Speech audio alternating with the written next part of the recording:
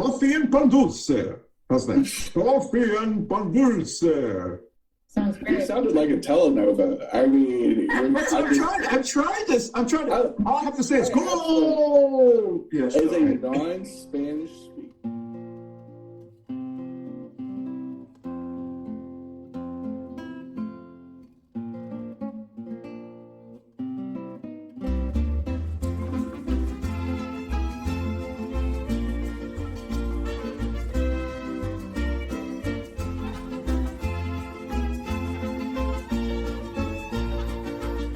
Hi, good evening. This is Barb Bacon. I'm a community advocate here in South Charlotte. Generally, I drive people around and to doctor's appointments, and I'm getting ready to have my sign-up list for taking people to vote. Buttons, once again, are, I believe in healthcare for all. I've got some people that don't believe in Medicare for all. Gun violence, let's get some control of guns, and Black Lives Matter in honor of our friend Joel that passed away last year. So that's it, guys.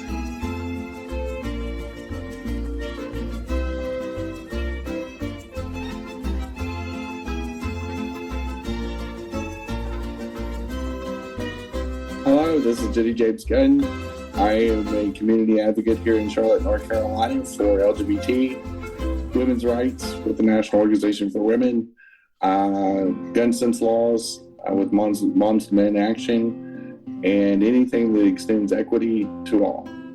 Thank you.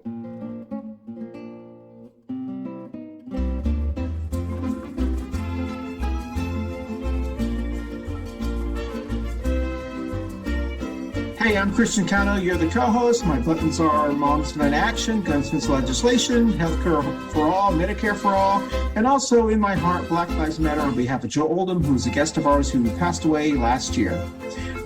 That's it.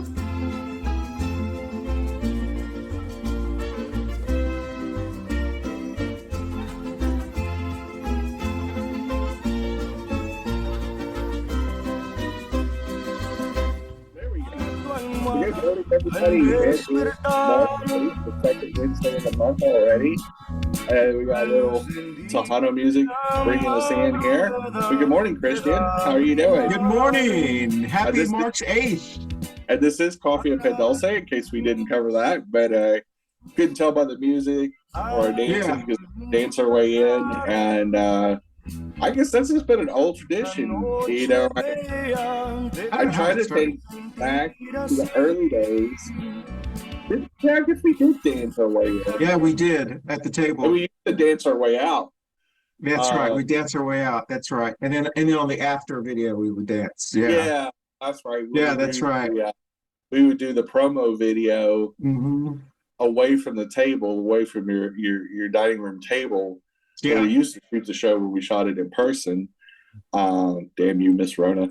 But you know, I kind of forget about those days because it seemed, and I've been talking a long time ago recently, because, you know, in my Snapchat and on my Facebook, it says, it'll show pictures and memes and stuff that I shared. Yeah. On that day 3 years ago, and now we're coming up to the 3-year anniversary here in North Carolina of the shutdown, which was March 22nd. And so I'm seeing, like, you know, when I went to the HRC gala, when I went to the League of Women Voters thing, when, you know, we were having all the primary stuff, and you know, friends were running for office, and so I see these different, like, I could see different things where I was at different polling places, and I was at Hal Marshall for about 2 weeks for Tara and other Democrats, and Ed was doing selfies with people and taking pictures of the Hal Marshall building and doing all that stuff, all those activities, those daily activities. And one thing that struck me strange, one, that it's been 3 years. And two, it reminds me of pre-COVID days, because nobody was wearing masks, there wasn't any precaution. Wasn't even really even talking about COVID in my posts, even though other parts of the world were getting affected. It just highlights how much things have changed. And how self-centered Americans are going, because the COVID was raging on in like Italy and not just in China, but there's other parts of the world that were fighting COVID way before it really got bad here. And even late February, New York was starting to get bad. And I remember that. And so we did a show with Around the Table where Jeff Scott, one of our former hosts, brought masks. Remember? Well, we made jokks about, and we kikied, and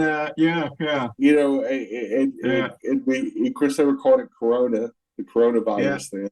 And we were saying Dos Equis, and I prefer Dos Equis. We made so many. I'm sure that video does not age well. I was just going to think about that. I was just going to say that I would actually cringe watching that one. Well, as Jenny said, everyone, welcome to Coffee Pan Dulce. Today is March the 8th. When you watch this, thank you those who are joining us on Facebook Live, also those who watch us on YouTube, and then the thousands who listen to us on your favorite audio podcast platform. All right. We are going to start the show. Looks like we're Barbara-less today. I know she's got a lot of things going on. I want to thank Jenny, our co-host, and Barb Bacon, our other co-host. We also have with us Manly St. Bernie. I'll tell you why he's called Manly St. Bernie today. And then we have Drama Queen Baby Trump Pinata. If you're watching this, you can see him. If you're listening to this, you can't because they don't talk. They're just in the back way to make us look pretty. So, all right. So with that said, we're going to go directly into our 3 current events, and we'll pause just a second for the intro for Barb's 3 current events.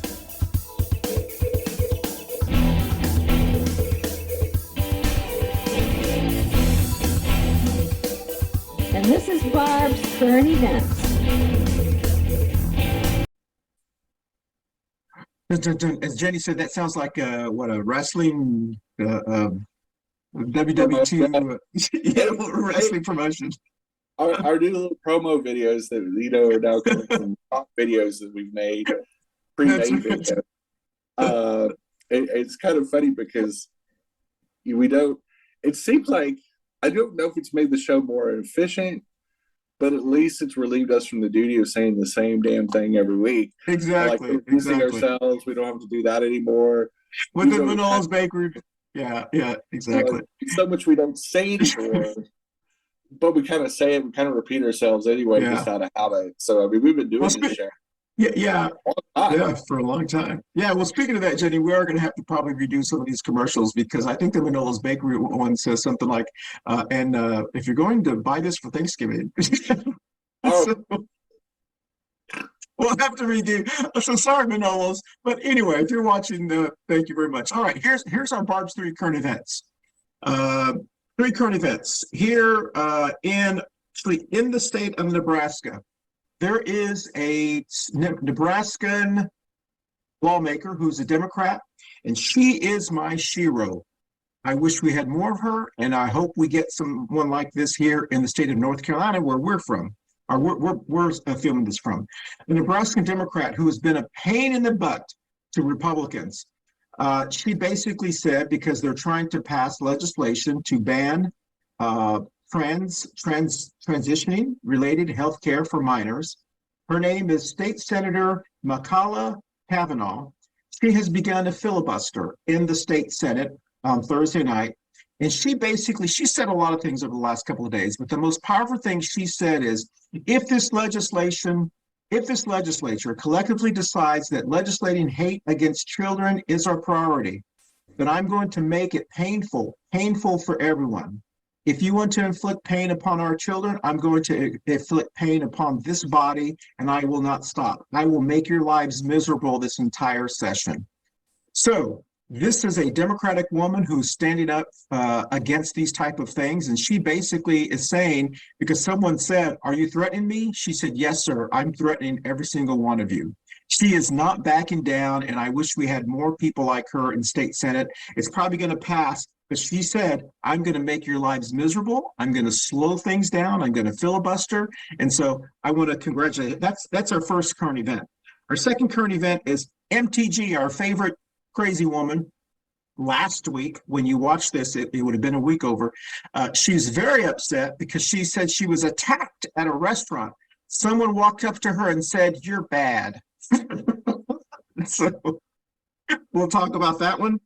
And then the last one, which is not really, it is a current event because it's been going on for a while.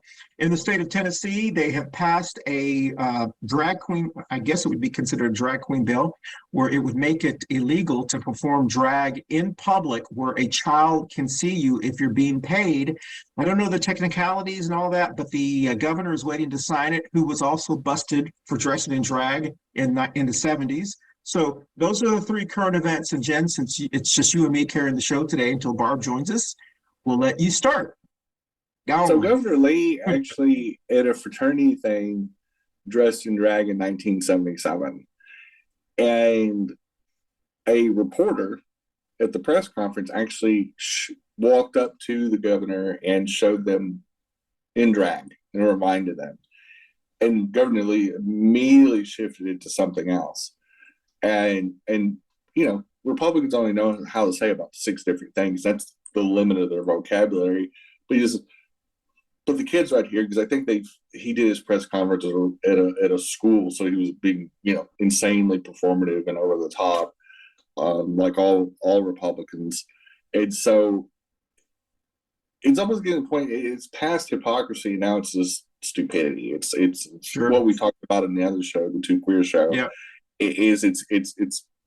We now moved into the phase of just ridiculous, woeful ignorance, and everything they say is a lie, and they can't not walk their lives back anymore. They've gotten to the point where they've lied so long that the truth will actually sound like they're lying, and they've just gotten so over the top. And you know, the same way with MTG's comment about saying that, you know, she got attacked. She didn't get attacked. Yeah.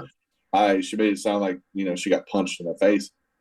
Not that there's anything wrong with that, but the truth is, you know, yeah, we'll probably get a lot of hate mail over this comment, but the truth is, her behaviors and the audacity to even be upset that somebody came up to her and said she's bad or gross or whatever. She's done the same thing the whole time she's been in Congress. Exactly. You know, stalked AOC. She stalked the Parkland shooter survivor that's the president. David Hogg. Yeah, David Hogg. She just is constant. She's done that to lots of people. You know, screaming that they're traitors and screaming through AOC's door, messing up things in AOC's office, which is a coworker. You know, she knows she's stupid. She knows that she is the fundraising arm of the Republican Party, and so her clown show, it's an over the top clown show is what it is. And they talk about drag queens being over the top. Drag queens don't have nothing on MTG. Exactly. Which is going to be a topic. Dresses in drag too, but she dresses in drag because she is disguised as a human being every day, and she should just unzip her human suit and show the monstrous creation that she actually is. I'm going to say something misogynistic. I better shut up. Yeah. You can't say this, but I can, and it's not really exactly. Thank you. It's just that her entire personality and existence and her aura is complete total dog shit. She's just a dog shit human being with 0.0 redeeming value. There is a reason why her husband left her. Exactly. He must be fairly sane, functioning adult, and he finally said, I can't even do this. You talk about a national divorce. How about a nationally embarrassing divorce? Because she's nothing that she claims she is. And everything she says is bullshit. But she says it so loud, you can't not address it, but you need to address it from the side of she's a fucking idiot. She is an absolute fucking idiot and has the IQ of a potted plant, and that's insulting the plant. As far as the Nebraska Democrat, yeah, I saw that same deal and I love it. I love the Fetterman, AOC. Now that we can add this Nebraska legislature person to the list of people that actually stand for something. And it's so rare in politics, and Democrats or Republicans. Yeah. And calling out something that's so immoral, illegal, and just fucking stupid. Attacking trans kids, attacking trans people is not a winning strategy, first of all. Republicans are just laying down cover fire for their own pedophiles in their community, and including the former speaker, Dennis Hastert. Like, he just went to prison a few years ago. And you got a party that is so corrupt and so lost. That's what's creating the big divide. The United States is not divided on most issues. Almost universally, everybody agrees abortion should be legal. Almost the same amount of people are for LGBT civil rights. Everybody's for clean air and clean water and wants to see green technology evolve and help America.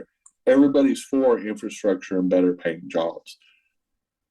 There's nothing divisive amongst any of those issues unless you're a fucking idiot, unless you're a fucking terrorist, like the Republican Party's turned into, including the voters. These back jobs have opposed anything that makes any sense to anybody. That's it. Well, they're not. I mean, have to call it out, just like Al Franken several months ago would not let somebody on air, a Republican, just sit there and repeat a lie. He kept shutting it down and said, no, that's not the truth. There is nothing true about that. And here, let me show you why. And every time they try to speak, he goes, no, that's not the truth. And that's what we need to say. Bullshit. We need to call bullshit when bullshit happens and not let it be repeated as a narrative and just say, no, it's not fucking true. It's just not fucking true. One of the great lines that she has said, what I love, because I've always been about this for the last 5-6 years, and we'll talk about this a little bit later. But anyway, she says, "I will burn the session to the ground over this bill." She said, I'm just going to practically make sure that my colleagues have to make a choice about what we're here to do and what our job is. Is our job to legislate hate, or is our job to govern and work on tax cuts and the economy? So basically, she is calling their baloney out and saying, listen, I'm going to burn this. I love the fact that she actually would say something like that. She's not being polite, because they're not polite. So why should we, act polite? That's another weird thing. So when Republicans say the awful things that they say every day, it's free speech. They're not called out on it by a lot of people, including people who should be obligated. And I'm talking mainly about the press. The Republicans get a lot of free pass on shit they say that even 10 years ago, what things slid under the radar. They didn't slide, go under the radar. People would have been outraged. Even Republicans like McCain or something that's fucking stupid. Like when the party tried to get him to go after Obama on his citizenship. He wouldn't do it. He said, I'm not going to do it. He said he's a citizen. That's the end of it. He's just an American. That's racist. I'm not comfortable being racist. And that's probably why McCain didn't get supported very much. Because he refused to do the wrong thing for politics, and he did not. You can say a lot of things about John McCain, but to me, honestly, John McCain was the last presidential nominee for the Republican Party that had any kind of spine, any kind of character, which it's sad that the Republican Party's nominees and presidents in the last 50 years pretty much have not had any kind of scrutiny. Had he not picked Sarah Palin, I think he would have won. He probably would have won in a landslide if he not. Exactly. Nobody could live. Nobody wanted to wake up see, first of all, John McCain wasn't a young guy at this point. That's right. Yep. Well into his, his senior years. Yeah, I'm sure he had to be. Yeah. He wasn't a kid. I mean, he was a Vietnam veteran, and he wasn't insanely young when he was in Vietnam. Like, he wasn't 19 or anything like that. He was and so we're talking about a guy that's of my dad's generation, and they're well into their 70s and 80s now, and that's now. Back then we're still in the 60s and 70s. But I guess the point I was trying to make is that I think why John McCain stands out so much is not because the Republican Party has abandoned people like John McCain. It's just that the ones now are one to say the crazy stuff out loud. Is that Reagan kept it to a minimum. He did the testing 1, 2, 3, led the bombing against Moscow, and that was insanely controversial back in the 80s. Just that one little radio joke, that one little air quotes faux pas, just to keep the legend going. Sure. And you would have thought he actually shot somebody. Versus Dick Cheney that does shoot people. Hey, listen. But hold your thought, Jen, because we got to take our first break. So we will be right back on Coffee Pan Dulce right after this.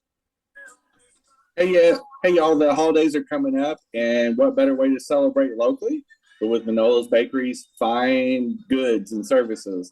They have amazing chocolate cakes is what they're known for. Tres Leches cakes, tamales. Get your tamales orders in early, especially if you're going to order for Thanksgiving, because they sell out fast. But they have an amazing bakery and restaurant there on the east side of Charlotte, and you're missing out. Plus, you should support your Black and brown businesses and shop local and shop small to really keep the economy going. Thanks for watching, and shop with Manolo's this year. Well, welcome back. I'm sorry, Jen, to interrupt you. What was that? Keep your train of thought there. But I think one of the reasons John McCain stood out in the last 50 years is because I think he's really the only presidential nominee that had any scruples. And I can tell you, did it publicly. He stood his ground publicly. So, and Republicans especially Republican presidential nominees, whether they win or not, they either are shit people. Like a Bob Dole, for example, was a shit human being, a horrible human being, got the nomination to run against Dill, or Papa Bush was also a shit human being, and war criminal. But I think McCain, because he had a career of being, quote, the maverick, and a maverick in the Republican Party means that you're probably a decent human being. That means that you won't, drown kitty cat puppies and do anything to acquire power.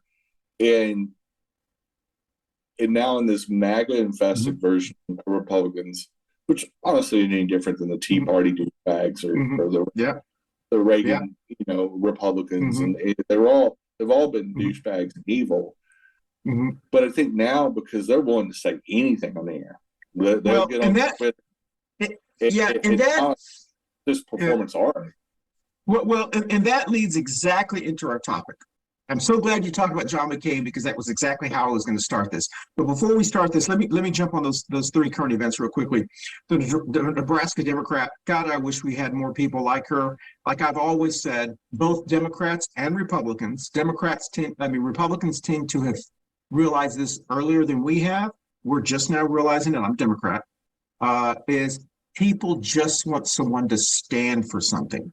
So if you will stand for something, they don't care if you're Republican or Democrat, they will vote for you. Especially in the rural areas, they just want you to stand for something. The second thing is MTG attack. I hope people continue to attack her. I hope she gets everything. Like I said on your show that airs after this one, actually, my motto for 2023 is eye for an eye. That's going to be my motto for 2023. And then the last one, the trans bills. I'm waiting to see how we are going to. I'm all for whatever people do to fight this stuff. Especially in Tennessee, which is right next to us here in North Carolina. It'd be interesting to see how we fight these bills. But unfortunately, as we talked about on your show, there's going to be a lot of people hurt, a lot of young people hurt who maybe don't have the skill set or the support group to fight through this terrible time period. So with that said, let's go into our topic. Today's topic, which we know is probably going to be one of our highest rated shows if we do this right. So are you ready, Jen? Oh, I'm always ready. Here we go. All right, because we're going to get this done. All right. Today's topic is how the GOP became the party of Karens, sissies, and queens. Now, before you get angry at me, because I'm the one who came up with this title, I did not create this title. There was actually an article in the New Yorker that actually was entitled How the GOP Became the Party of Karens. And I just added sissies and queens because from my viewpoint, from my perspective, the MAGA part of the Republican Party, and even a lot of the Republican Party has been going that way. They have become, as a gay male, they have become the biggest sissies, queens, and Karens that I have ever seen. I grew up in Texas, as did Jenny, and there was always this joke. Southern Baptists, I grew up with a lot of Southern Baptists. The men in the Southern Baptist Church who were really involved in the church were big old queens. They were big old Southern queens. And it was kind of our joke, they were the choir directors, they were the youth ministers, they were just kind of the big old queens. And what I have seen with the Republican Party from Ted, and you look at the people who lead their party, they're very, very performative. From the Ted Cruzes to the Lindsey Grahams to the to even Donald Trump. It was a big old sissy. He's a big old. It's just very, very performative, and it is carried over even to the point where some of the women in their party, like Marjorie Taylor Greene, and this is going to sound sexist, but it's the only way I know how to kind of describe it, come across as more masculine than I would say than the men. I wouldn't say if it's masculine, it's very toxic masculinity. Yes. But more butch. Yes, that's what I'm trying to say. Butch. That's the term I'm using. Like this little blonde bulldog. Yes. Because she works out, and so she, thinks that her arms look really good. Yeah. I'm like, but you can't. And that's why she's so obsessed with AOC. Well, I imagine for a lot of reasons. I think there's a lot of Freudian things there. I feel sorry for AOC to ever be a target of that crazy person. But you look at the way they'll go to the southern border like they did a couple of years ago. Had Senator Daines and Senator Rafael Cruz and all these senatorial Republicans being big old queens and we're here at the southern border, and all these theatrics, which is thousands of miles from Washington D.C. where they should be actually doing their freaking jobs. These big old queens, between their trips to Moscow and on the 4th of July and going to the southern border, they're everywhere but they should be. And they're flailing on. This is where Senator Daines did his famous line about, we don't be importing no Mexican meth. We should be proud Americans and making our own meth. Yeah. Which even the other queens of the Senate were sitting there giggling, going, that's stupid for even our standards. So here's kind of my litmus test, okay, Jenny, and this is more me, and it's not scientific, but if you're watching this and if you're viewing this, I want to know how you feel as well, and I'm sure people will post how they feel about this, and I hope they will. At least I know the MAGA trolls that follow us. So here's the deal: as a gay male in America, I happen to be attracted to masculine people. That's just my preference. Okay, that's me. I'm a big old sissy, I guess. And I am attracted to more butch masculine men. That is me, always been. Okay. In my early years, admittedly, when I was in college, I was a Reagan Democrat because the image, the brand of the Reagan Democrat was this masculine kind of guy. And I was kind of attracted to that. I wasn't attracted to the Jimmy Carter kind of more. That was the image. It wasn't right, but that was the image. Right. Go ahead. That's what I was going to say. Yeah. It wasn't. Speaking, yeah. American conservatives, and this goes back to the Revolutionary War, sure. is that even the song Yankee Doodle Dandy is mocking yes American conservatives, the American revolutionaries, that they thought they were patriots and all this. Yeah. Because what they were calling them when they say stick a feather in your cap and call it macaroni. The Macaroni Club was London's gay bar. And they were saying the big old queens of America and the American colonists that were, were fighting freedom and all that. Because George Washington was a big old queen. A lot of people don't realize he was a big old. He got his fee-fees hurt because he wanted to be appointed the British Consulate General or whatever this. He wanted this fancy title. King George passed him over for somebody else. He got flipping mad. Convinced everybody they were getting screwed. When George Washington himself was the richest man in the colonies at the time of the revolution, at the time he was president, uber wealthy. So he was like the Elon Musk of the revolution, and very performative, very over the top. So, let me. Hold your thought. American conservatives have always been big old dramatic queens. Okay. No, I won't disagree with you, but the selling of the brand was they were queens.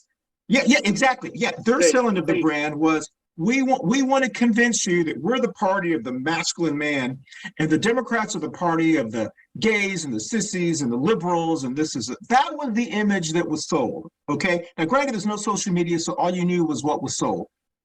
As the party has progressed, as the years have progressed, what I have seen, and the Democrats have never sold themselves as we're the parties of anything other than who we are, because it's a very open tent party, so there's a lot of different people in this party.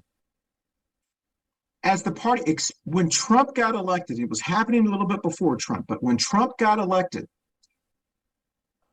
it became suddenly, right when the Tea Party started, during the early years of Obama, when the Tea Party started, you started to see this sissiness, and I'm going to use this term, creep into the branding of the Republican Party with the Tea Party. You had these guys dressed up as in Tea Party outfits and going to these festivals, and you're not the boss of me, with these flags and these worms on them, and these snakes. But don't you think, for one, when they were dressing up in their costumes, and they just traded those costumes for Trump t-shirts and Trump onesies?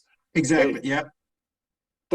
But I don't think this is something new. And no, it's not. Out on that, because tons of white conservative men have done the Civil War reenactments. Yes. And I've got a funny story about that too. But these guys, conservatives, have always loved playing dress up. They've always loved, everything from making fun of indigenous people and to outright racism like blackface and white actors playing indigenous people. Some really shameful things. So they like playing dress up. Yeah. And they love playing dress up. They love the drama and the performance art of it. And they love the high theater. They love the drag. And truthfully, they love the drag. I mean, they absolutely love the drag. It's funny how early years of pictures of Republicans when they were in college and high school and in their early 20s and even to their late 20s, it's amazing how many of them have dressed up in drag some way or some form, from Madison Cawthorn to the FBI director back in the 50s and 60s. There was Hoover. But they say it as, we're just being boys. We're boys. We're just being, boys that want to look like girls. Hey, Jen, hold. Yeah. No, hold your thought. We're going to take our second break, and we'll continue this thought. We'll be right back on Coffee Pan Dulce right after this. Hey everyone, thank you so much for watching our Coffee Pan Dulce show every week. Don't forget you can watch us visually on our video podcast platforms on Facebook and YouTube, but you can also listen to us on your favorite audio podcast platforms like Apple, Amazon, iHeartRadio, Spotify, and all of the other ones that your favorite, whatever your favorite is. Once again, thank you for watching us on Coffee Pan Dulce. We'll dance out. Okay, I'm sorry, Jen, go ahead. And I'm sure there's a Freudian, technical term in psychology that will explain all this, but the more angrier white, especially white conservative men, or actually all conservative men, because you see it with our lieutenant governor, he's a big old queen too. Exactly. And the more fake moral manufactured outrage they have, and how they get up on a pulpit of some type and just scream bloody murder, how like they're the victim. And we saw this with the Kavanaugh appointment hearings, and how Kavanaugh and Lindsey Graham were, God, I mean, every 15 minutes they were crying or throwing their head back like a toddler. You just see these people with a lack of awareness, of self-awareness of how big of a shit person they are, but how entitled they are. Well, because they've gotten used to throwing these tantrums like a 3-year-old that didn't get a toy. When you go to Walmart, when you spoil a 3-year-old, they come to expect that they're going to get a candy bar or a toy every time you go to Walmart. And when they don't, when the parents finally say, we probably should break this habit, just to not teach them that they're entitled to something, some kind of treat or reward, just because they're going to sit in a shopping basket and behave themselves, that should be normal. That should be their new normal. They're starting to break the pattern. Republican men especially, but Republicans in general and conservatives in general, they never grew out of that phase. So let me finish this real quickly, and then we can go into that. So we saw the Tea Party, kind of the sissiness of the party, and then when Trump came along, and there was this belief, and this is where it flipped completely. This is where the top came off the bottle, because what I was hearing and I didn't realize that was really what they're saying. What I was hearing was, I like that guy because he says what he says, and now I look back, and it was the cleanest. I like that guy because he says what he says. Because that's always what I wanted to be, the big old queen, and now we got a guy who lets me be the queen under free speech. When Trump happened, suddenly all of these Republican politicians became, and even the ones in office, became very performative, very theatrical, I'm going to go as much over the top as I can, even to the point where they are now, and I look at them, and I've looked at them, and I've looked at the men who are running a Democratic Party, and just in general, the men who are running in the Republican Party and the men who are electing are bigger sissies than any gay people that I know. And when I say sissies, I'm talking about just the outlandish, performative kind of, and I'm not sure even if I'm wording that right. I think they're more like big old performative theater queens and yes, exactly. Yes, is they evoke, they literally become entertainers, and just like Fox News is an entertainment. It's kind of bad entertainers network. And it's the truth doesn't matter when you're in performance, because there is a suspension of reality. Because in filmmaking, there's some ridiculous CGI films that there's no way possible. Like, I like the movie series, the Faster series, the Fast and the Furious. and now they've made 9 or 10 films. Yeah, they're coming out with the 10th one here soon, I think. Yeah. Yeah, and they've gotten to the point that some of the stunts in the last movie, they're completely CGI in, and they like slingshot a car across this 1,000-foot ravine, something that only evil would try. And it's so over the top and ridiculous. You get to the point where it's not believable anymore. The special effect and how this pertains to this, you get into the point like what MTG did this week or last week, or some of the things they say are so over the top. You even see Republican reaction of the non inside people. You even see like Mitt Romney starting to go, yeah, this is like I'm getting to the age. So do you think? Like, and I want to go ahead. Yeah, I think it's important. I think you're seeing certain people that are now out of favor, like a Mitt Romney, for example, that knows that his political career is pretty close to being over. He's probably getting pretty close to retiring. And he's looking at this in the same way with Liz Cheney, in the same way with some of the old guard that's being pushed out by this MAGA movement, this Trump movement, and they're going, that's too crazy for me. This is too, like, I get it, and politics is politics, but some of this is just fucking embarrassing. And I don't really want to be a party in this. I don't leave the party, but I'm like, for God's sake, let's have some sort of decorum. And so I think that's weird that this is the party of personal responsibility. Well, they're not, but that's what they say. Yeah. They only do that with people of color and people they don't like.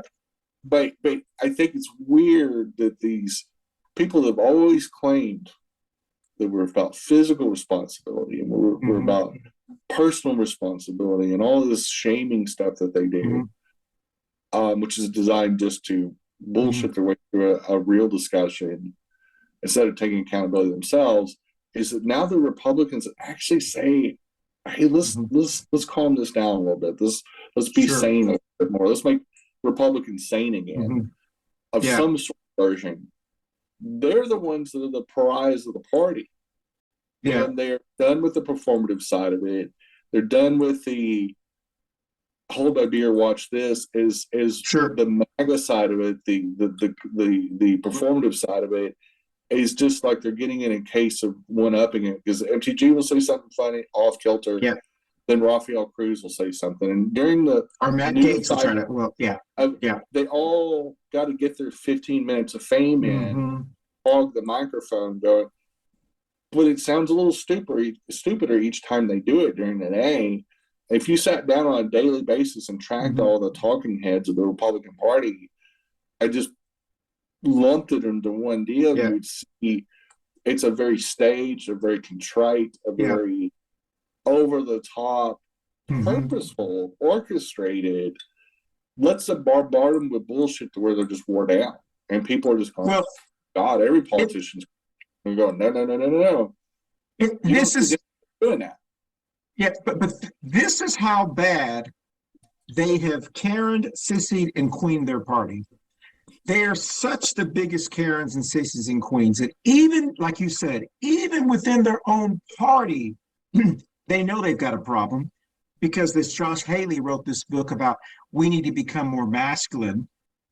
He is even saying we become such a sissy, including himself, that we have to become more masculine as a party, that we become too effeminate. Men have become too effeminate in their party, and they're basically crying out and saying, if you look at all of the Republican Party, and anyone who's watching this or viewing it, look at the people who represent you.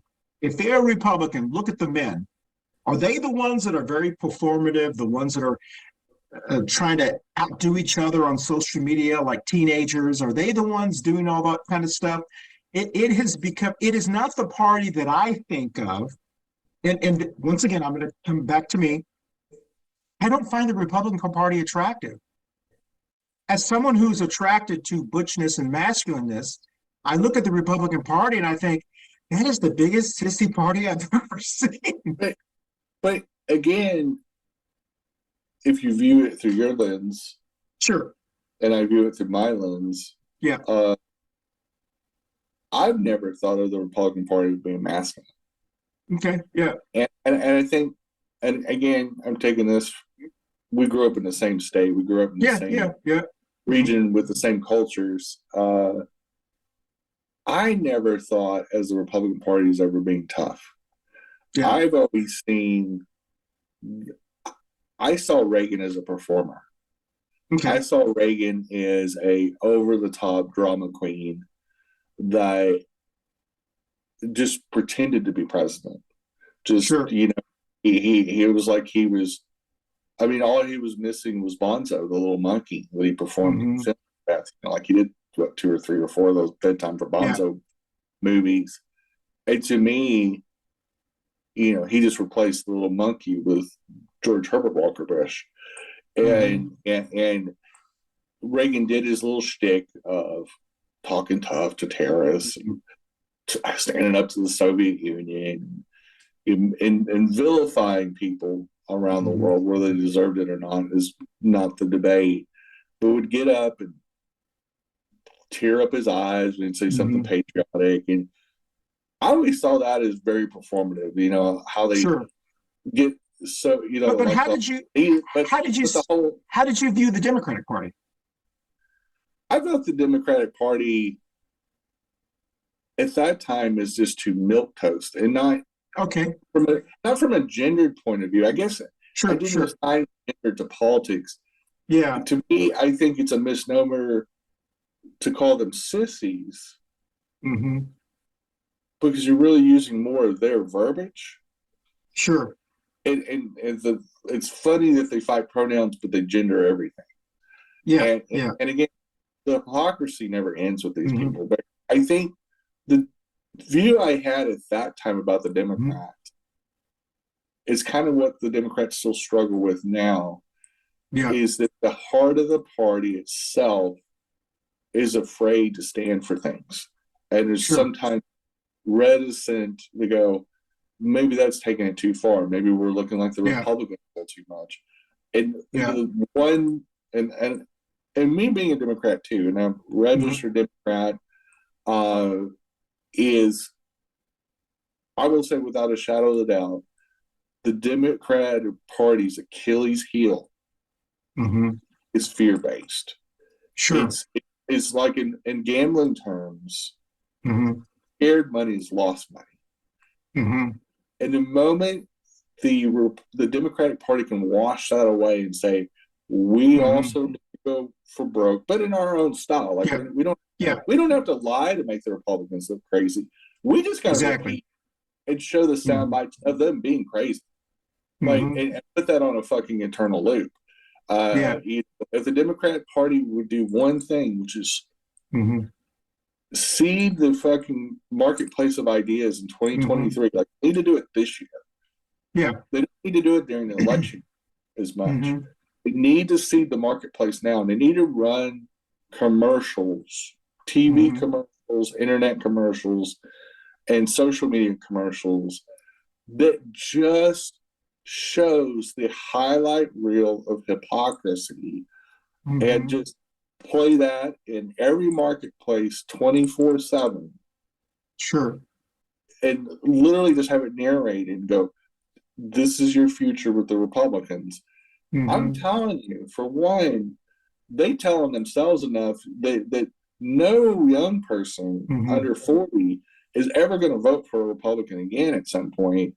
And if you don't grab the narrative back, that's the Democrats have never done a good job of controlling the narrative for long periods of time.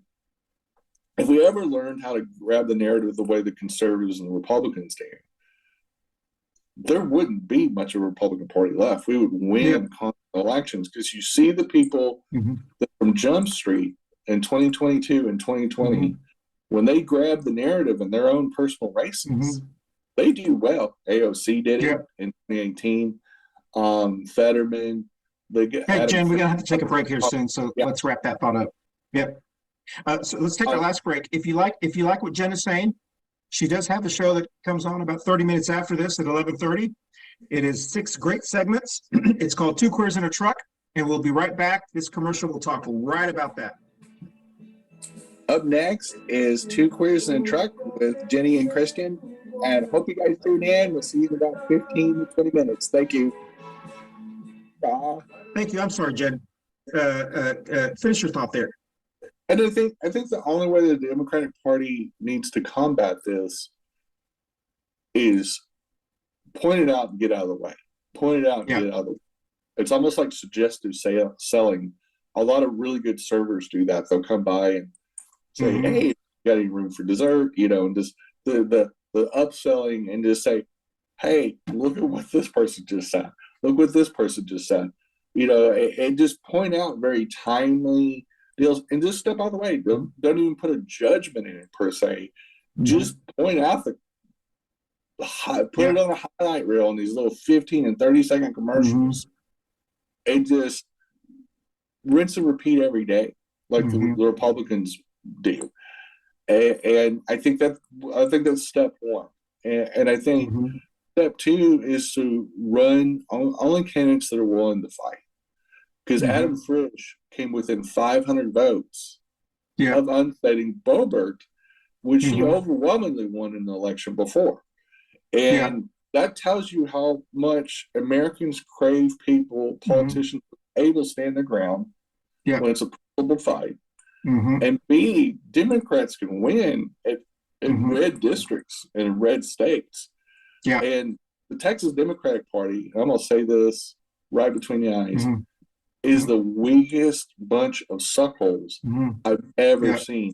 It's a party full of cucks and sissies themselves. The Democratic Party in Texas, the reason why they consistently get their asses kicked, unless it's just a layup district where it's 90% Democrats, and they still barely win those. The reason why they've conceded the state to the Republican Party. They said, we're not going to fight for this. North Carolina used to be that way. Georgia used to be that way. But in Georgia, Democrats have won 3 senatorial races in a row. 3 in a row.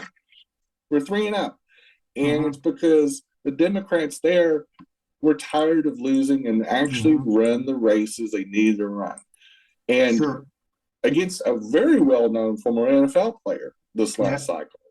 And the Democrats still won because they got ahead of the narrative and showed Herschel Walker for who he really is, just like Dr. Oz in Pennsylvania. They didn't have to make anything up about these guys. Like all they had to do was show a clip of Herschel Walker's son talking about his own dad and how his family feels about Herschel Walker. All we had to do is play clips from Dr. Oz's show, and sound bites of him saying, "Yeah, I would probably have sex with my daughter, but she doesn't like my scent." Like we didn't have to make this up or quote it. We literally just played the sound bite of Dr. Oz literally saying that, and people are going, "Good God, we can't elect this guy." So I think when people are, especially, and I'm looking at this from kind of like the younger people, the people younger than us, we're Gen Xers, the millennials and the baby Zs, and I would be interested to see how they view the parties, and it's obvious the data is showing that they don't view the Republican Party very kindly, because upwards of 70% of them are not voting for Republicans. Especially when you get younger to the baby Zs, it's maybe even higher. So this brand or this marketing that the current MAGA Republican Party is doing does not have a lot of long-term prosperity. It's obvious because they're not winning younger people. Now, they don't care about it this moment because they can win the election today. I get it. But when we're talking about 5-10 years down the road, they're so far behind, the queue as far as winning them over. They literally are going to have to completely change their brand. And that's hard to do. When you've created this brand of complainers, of outrage, of religious nuts, of I'm outraged about books, and there's always outraged. It's like, oh my God, I'm outraged. It's hard to change that. It's a cultural thing. It's sure the old white Republican base. Yeah. That over this last 20 years in this century, and even back 10, 12 years ago when they were making this massive shift towards white supremacy and all the things that come with just outright bigotry. It is, when you set that intentionality and you make that part of your long-term policy, it's obvious it's the direction they chose. You can't argue the history, because you can look at the statistics. The statistics back it up. The typical MAGA voter is considerably older than the typical Democrat voter.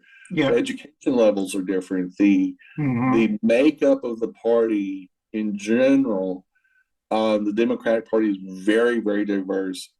The Republican Party is overwhelming, like over 90% white. And so when you look at the statistics, and the statistics don't lie.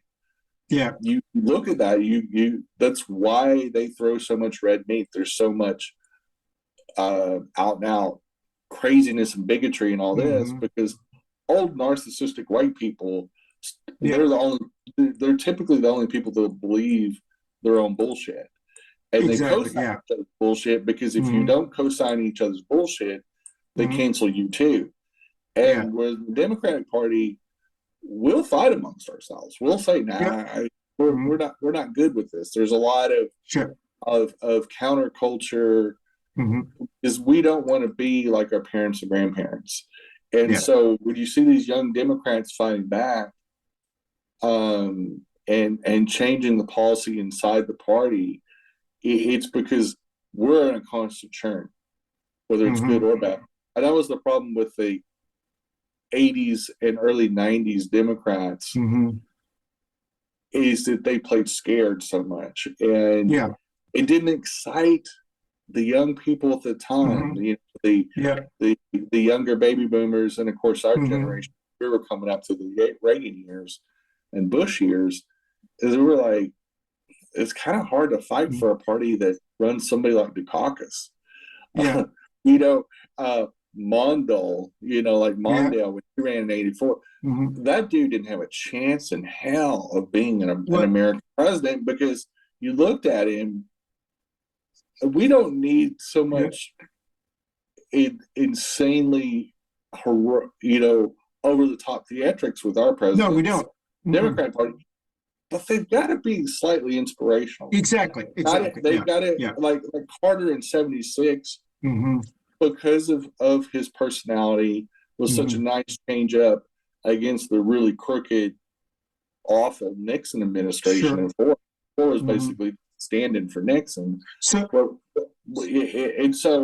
you look at Clinton, the next successful Democratic president, is that Clinton was so different than what the Republicans were on.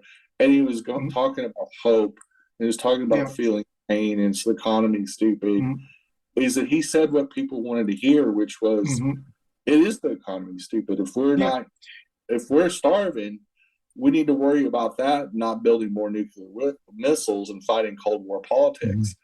And so when you look at someone, for an example, currently, and you look at the elected officials that are Republican and Democrat, and that's kind of what I'm basing kind of this on, like the ones that we currently have now.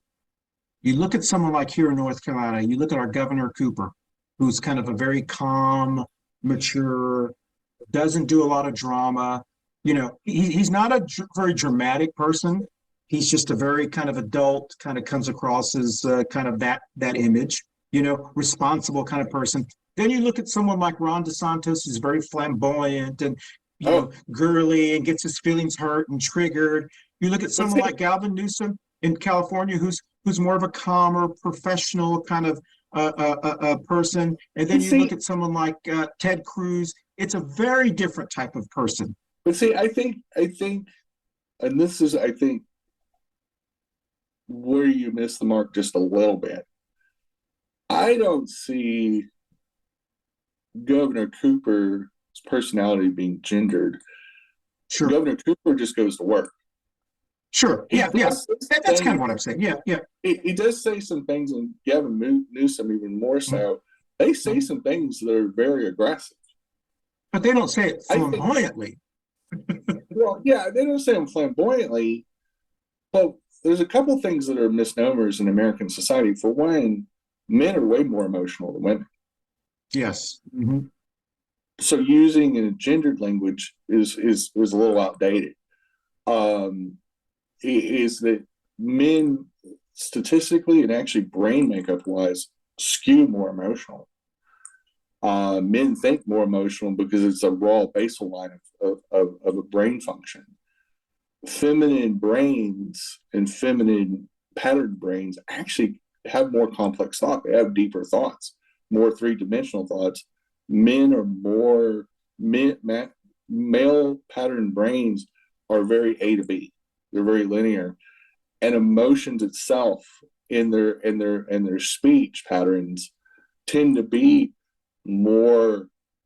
Human nature is to be more emotional, to be less logical, and men are not very logical in general. They're just, I want to do it this way.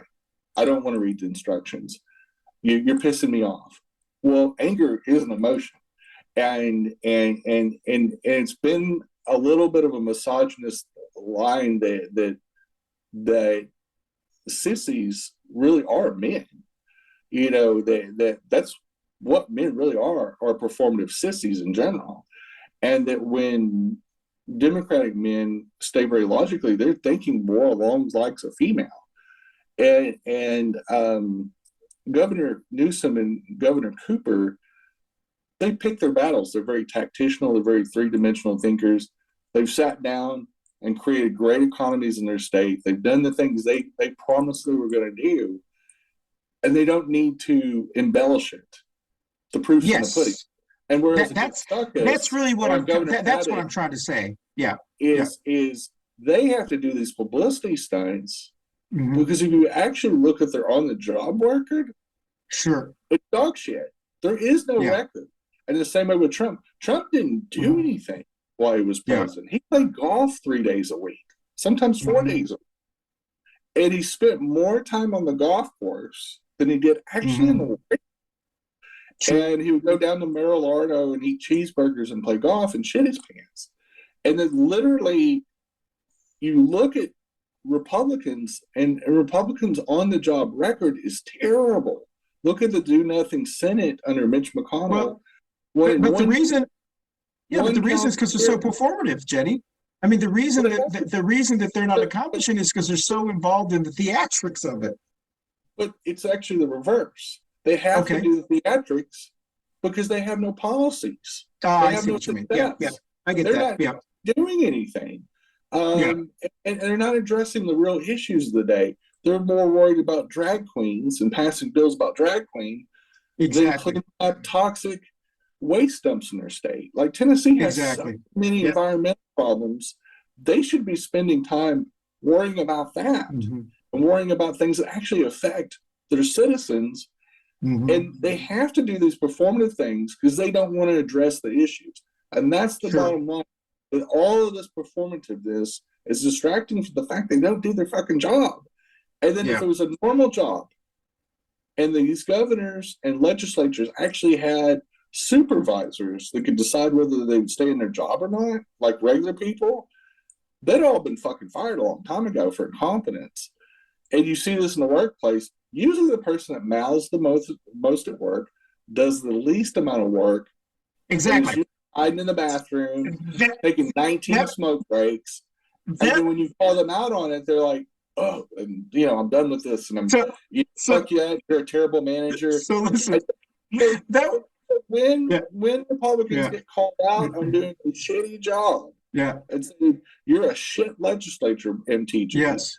You're a shit president, Donald Trump. You didn't do anything for the American people for the 4 years in office.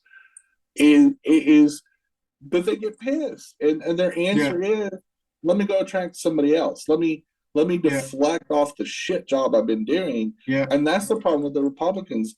they literally have no platform. They have no public policy other than attack people.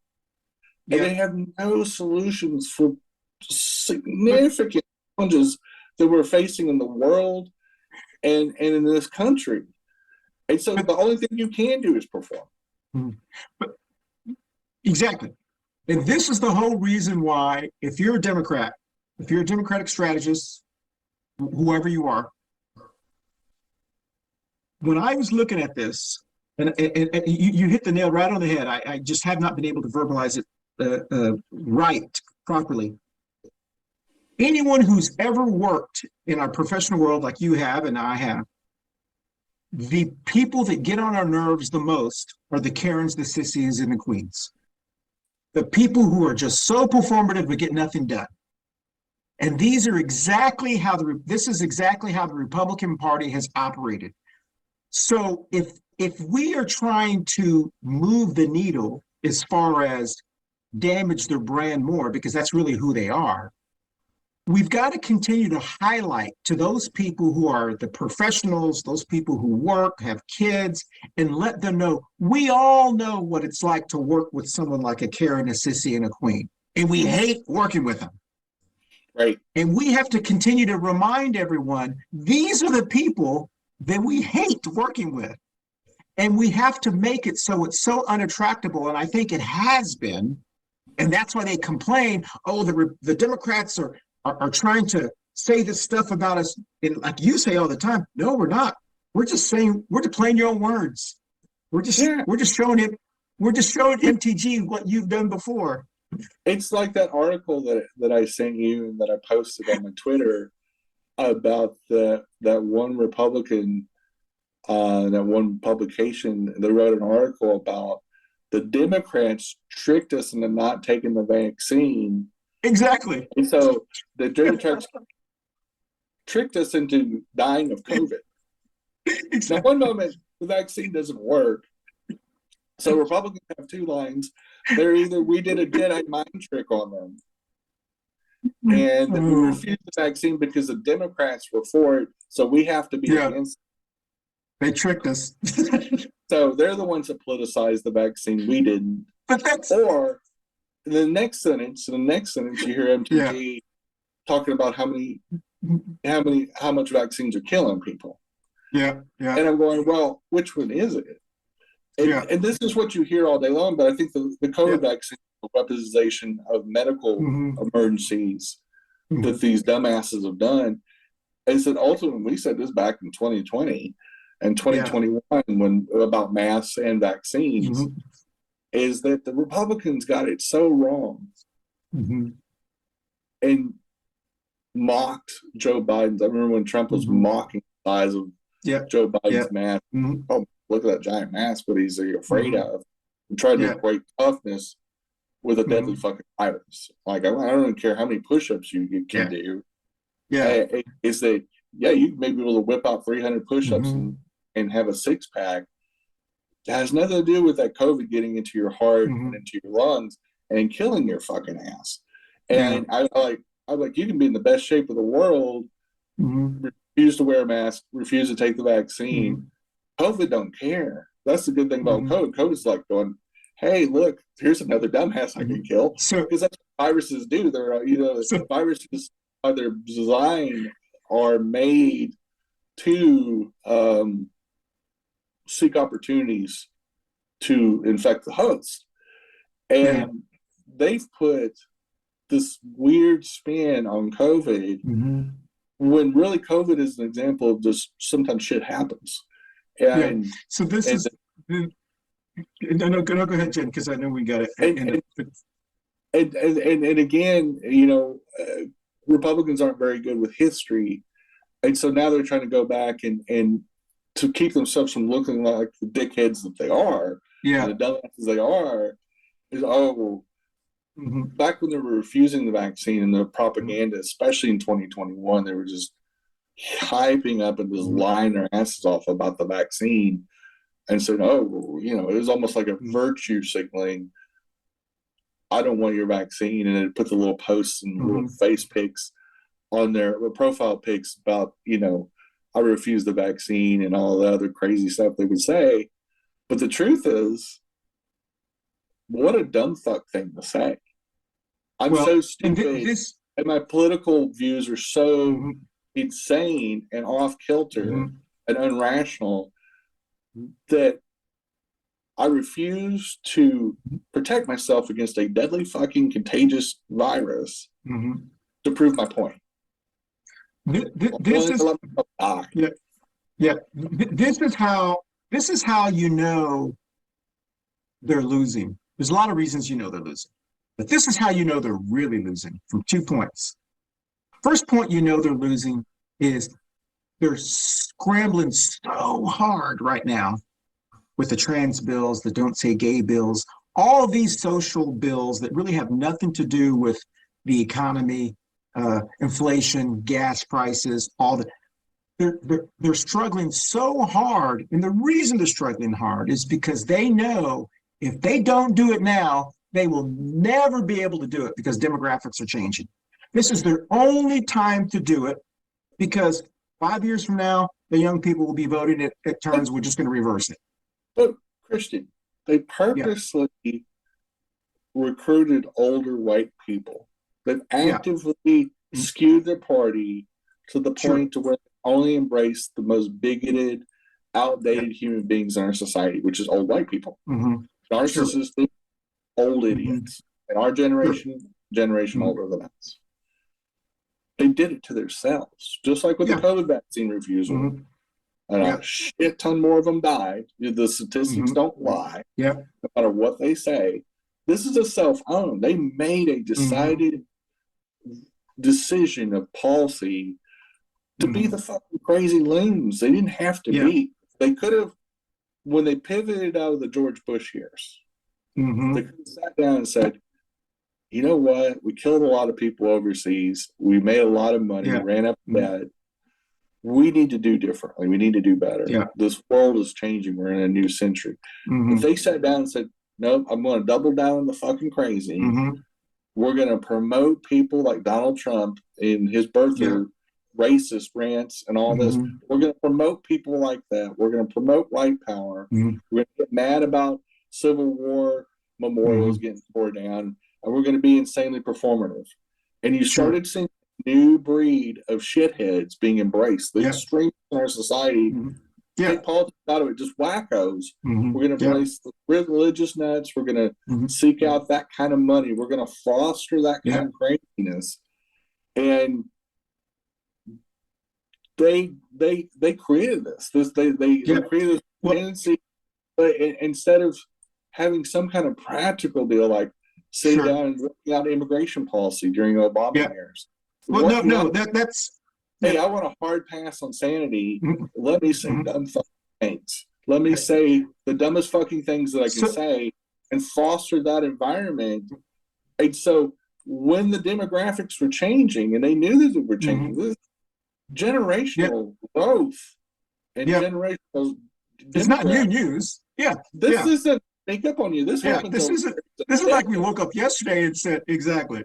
We didn't shit out a whole 2 large generations. But like this was not a surprise. This has been happening since 1980. And so when you frame it that way, and now we're 40 years from 1980. Multiple generations have been born since this. This is nothing new. When you embrace a long-term policy of grooming your following into a crazy-ass cult that they are today, even crazier than before, you get what you get and you don't throw a fit. I'm gonna say fuck you and feed you fish heads because you haven't given a shit for 40 fucking years. And you've put some of the most shit people into the White House ever in the history of this country. It's your fucking fault. You chose that. You didn't have to do this, but y'all chose this. And just like the Nazis did in the 1930s and 40s in Germany, there is no excuse. You can't blame us on this. There's just a certain amount of shit people that want to hold on to power, and protect their bullshit and co-sign their bullshit, I don't feel a bit fucking sorry for these wackos. They've chosen this path, and now that they're being held in an age of accountability with the transparency of the internet and social media, there's nowhere to hide the crazy. There's no way of whitewashing this bullshit. And people know better now. The younger generation know how to work the TikTok and the social media like a champ because they've grown up with this. And they're going, no, I can see this for myself. Well, like on January 6th, there's 3 million video clips used as evidence in these trials. There's so much video evidence. The Justice Department has had to hire extra people and consultants to organize the database of evidence. You cannot hide that. So one last question, because we've gone way over. One last question. But another way you know that they're losing is because their outrage of other people has gone through the roof. And you know you're losing, just like when a cat gets cornered against the wall, or when any animal gets cornered, they get outraged. And they're so outraged with everyone else. And that's how you know they're losing, because confident people and people who know they have a future aren't outraged, because they look at the future and go, oh, I can compete, I can win. When you don't think you can win and compete, you're outraged. And that's how you know they're losing. Yeah, exactly. Yeah. You see this in any walk of life, whether it's athletics, with job site, no matter what it is. The people we can go to rudimentary grade school human nature. Just like when the person that farts in class and everybody hears it, they're the who farted party. Exactly. They are literally the kid in the classroom that ripped ass and yells who farted. You know, whoever yells who farted is the one that or the kid that gets knocked out. The first kid that gets knocked out at dodgeball is always the one that storms off going, I hate this game. You cheated. You cheated. You're a dirty cheater. He cheated. Exactly. Turn the table over. It's mildly amusing because an 8-year-old kid has no real power. Well, that's the Republican Party for today. These numbnutses, like an MTG, are in a job or in a position. But now that she's allowed to be back on committees because they have a Republican Speaker of the House, and you listen to her talking on the committees, and you hear this nonsensical, crazy-ass shit that was only reserved for the social media before, because she wasn't on any committee, couldn't do that function of her job, because Nancy Pelosi's like, I can't listen. She's a fucking whack job. She won't even wear a fucking mask in here. But you see her in the airport, she's got 2 masks on. She's a fucking wacko, and I'm not going to give her that kind of power. Now that their not Mitch McConnell, but the same thing. Kevin McCarthy. Kevin McCarthy.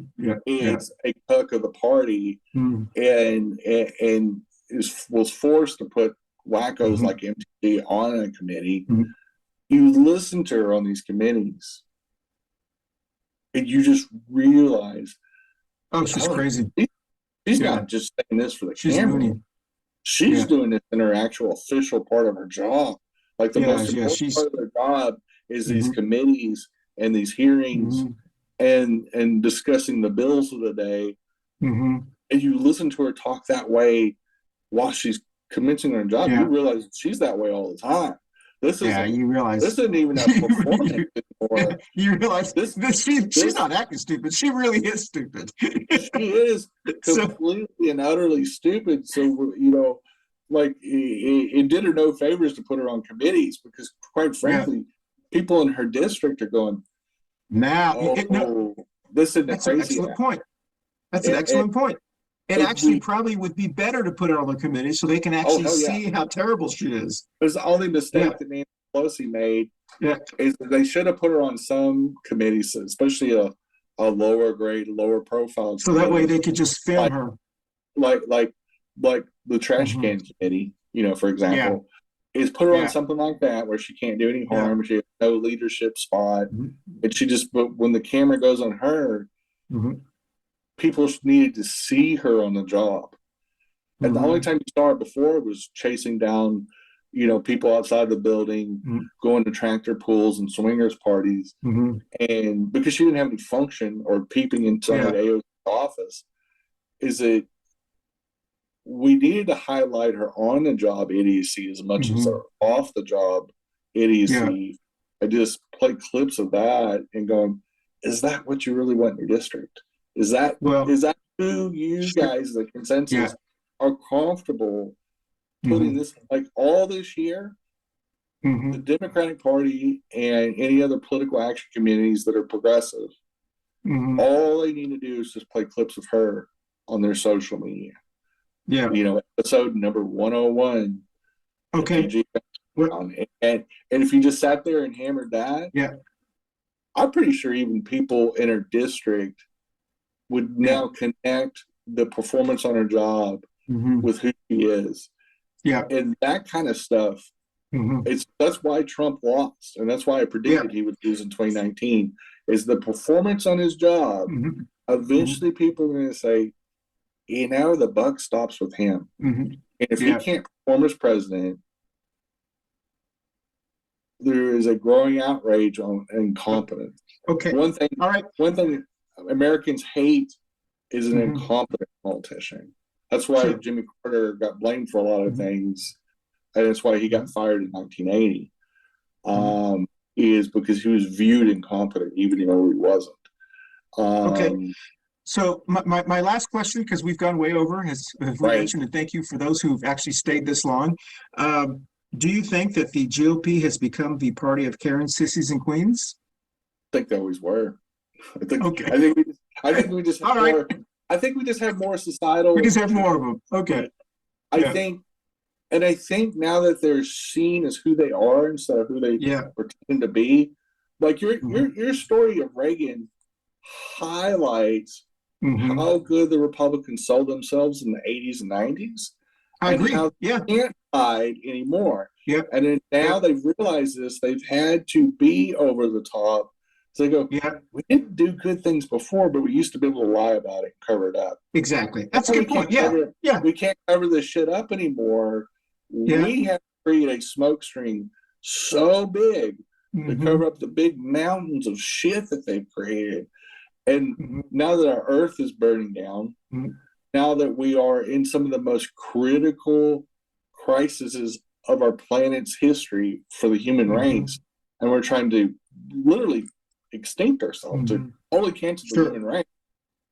All the Republicans can do is chase down trans people and drag queens. So but one of the reasons, and you're exactly right, Jenny. I mean, exactly kind of what you're saying as far as like my vision of how it worked. But the reason I think this was kind of important to talk about like today was because of the fact that just from our show, this show, the majority of the shows that when we talk about issues like this, it's like 70% male on our demographics. And with those 70% male of those demographics, and I realize it's very misogynistic, just me saying the title like this, and I even admit that is, I knew that is that way, but I also know that there's a group of men, male, and many of them are gay, who don't want to be identified for whatever reason. And I'll even admit, when I was younger, I didn't want it. It was kind of maybe because I was more in the closet than I am today, or whatever the case may be. But I didn't want to be because I was being told, I was being fed this lie.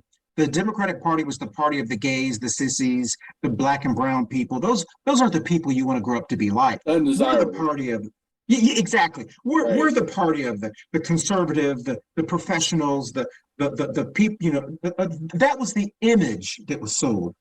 Well, today, that is nothing like the Republican Party. The Republican Party is the party of the gays, the image-wise, of the over-the-top people, the people that would not be able to perform functionally in the professional world. And so this is a thing that is really a bad image for them. And the reason it's a bad image is because all these fairy tales about the Democratic Party have gone away. It is remarkable that today we are actually talking about. Yeah, good. Because modern technology exposes that. Exactly. And yeah.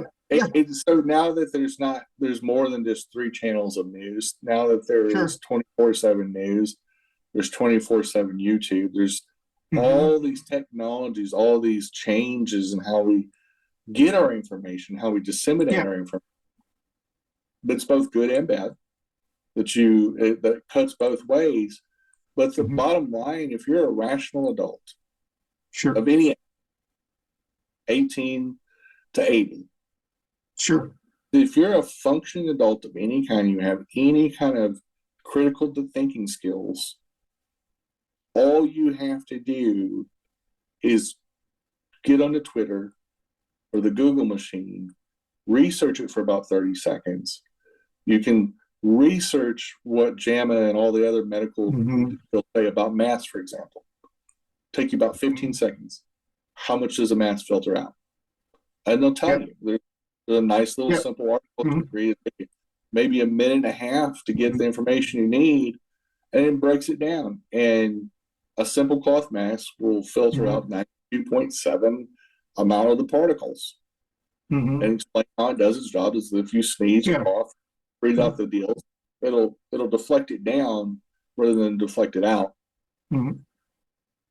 And so you're protecting other people by wearing a mask. And I would rather protect 90% of the public than nobody at all. And so this is just why I point this out is it's something that's so easy to understand. And this is where Trump hit rock bottom, is that he's so stupid that in 2020 mouth vaccines and masks and choose to peddle stupidity things like, we need to drink bleach, use UV rays down our gullet. It exposed who they are. And this is the thing. When you pull back, just like in Wizard of Oz, when they pulled back the curtains and they showed the wizard was, he's a short little man that pot-bellied man. He doesn't really look like a wizard. What happened to Trump is he finally got exposed for the fraud that he is and the competent being that he is. And people started realizing, you know what, I don't necessarily love the Democrats, but I'm not going to vote for that fucking idiot again. So here's, and this is the thing about the age of accountability and technology. Technology and science is based on logic. Real science is. And Neil deGrasse says this all the time. You can debate science all you want on how you got to your conclusion, but if the logic is sound and the technology that's investigating is sound, you can't lie your way out of it. He says it's the opposite of politics. Is that there is no performativeness of actual science. And what's biting them in the ass is that their words are the opposite of the evidence. Oh, we didn't storm the Capitol. It was Antifa and Democrats. Roll the video footage. Let's just roll the video footage. Here's the problem, is that you can't lie your way out of the narrative like Reagan did. Reagan lied his way out of it. Bush lied his way out of this bullshit. Oh, we didn't swap weapons and drugs for hostages. Well, we're going off track. But it's the same thing. If we had the internet and the Google machine in the 80s, Reagan would have gone to jail. That's it. We would have had all the receipts we needed, and his old senile ass would have gone to jail or gotten fired. And that's the difference between now and the technology accountability and the transparency of it and the crazy ass conservative bullshit that they've done for thousands of years. That's it. And they have to, just like a kid when he gets caught, he gets upset. You only got upset because you got caught. That's what's happening to Republicans. People are clapping back, like, MTG's story is somebody held her accountable and said, no, you can't say that. No, you're hurting people. And then below. I want to apologize to our listeners and viewers because we have gone way over, and I want to thank you. This was actually, I hope when people watch this, they realize that, I probably shouldn't use the word sissies, queens, and that's probably misogynistic. I was kind of, I guess, and thank you for saving me in this show, Jenny, because I was trying to kind of not prove, but I was trying to highlight. Well, you're using a technique they use all the time. You're using, sometimes you got to be a little ridiculous to prove the point. Yes, that's what I was trying to do. But I don't think the title's wrong from the fact that, all right, is that we're pointing out using a ridiculous technique to prove out how ridiculous they are. Yes, and I don't think it's a bad thing until you do the deep dive into the language of it. Yes, but as far as the title, I think it's a great clickbait because this is a very important. I think what should come out of this is how people that want the truth, which is the Democratic Party, needs to discuss these issues and confront these issues. And it also paints the Republicans exactly who they are. Exactly. And that's it. I mean, every time. I mean, you know, back, Jenny, we had talked about Trump and about once he started to become an ass and a dick, you know, we tolerate people until they become dicks, until they become a dick, elected officials. And in many ways, exactly. Yeah. So here's the problem is and then we definitely need to close. Yeah. The reason Trump got him fired is because he hurt and killed so many people. Yeah. When you make mistakes on the job, no matter what it is, but you actually hurt or kill people,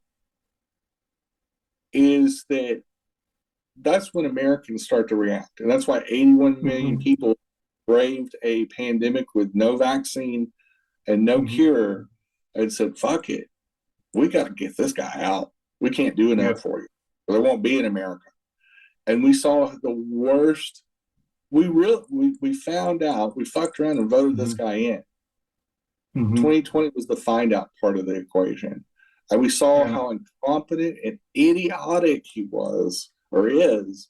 We're like, we can't do it. We can't. We'll vote in old ass Biden. We'll roll the dice and vote in old ass Biden rather than do another. At least we'll have a president that just takes lots of naps and rides a bicycle. Yeah, exactly. And like, I know Biden's old. Yeah, but he's not a fucking asshole. And that shows you how terrible Trump is that we were willing to vote in old ass Biden because we so much dislike Trump. The reality was, I'm like, you know what? I would vote for him in the primary, but I'm glad he got nominated. Exactly. He drove all over the country with his giant ass mask. I said, you want another 4 years of this? That's all Biden say was, do you want another 4 years of this? Well, that's what I'm hoping, Jenny. I'm hoping in 2024 that anyone who works a job will say, do I want Karen, sissies, and queens? I don't even like working with them in my job. Why do I want them in Congress? And human nature will kick in when they see how it's affecting them. And by then we'll see, a year and a half of do nothing in the House Republican deal where they're going to have hearings on drag queens and toilet paper and everything. Yeah, I don't think they passed one bill. Yeah. And we're like in March. We're in March. Right. Not that that's important, but they haven't done anything for inflation, anything for gas prices. But we do have to check out. That's right. I'm sorry. 30 minutes over. We're way over. All right. We're going to dance out. Hold on a second. Good show, Jen. Bye. See you next week. See ya. Hey, y'all. Thanks for watching. And sorry for the long show. But it was a long one. Stick to the end. You really got to see some good salient points. Most of it for me. But anyway, have a great week and be safe out there. Bye, y'all.